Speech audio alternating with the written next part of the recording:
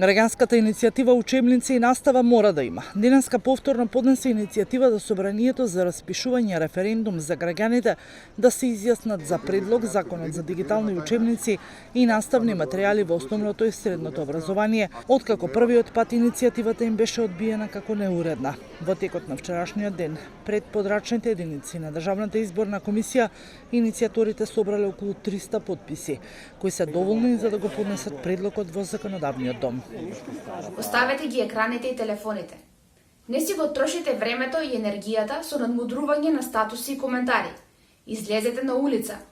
Јасно и гласно да побараме квалитетно образование и реформи по мерка на учениците.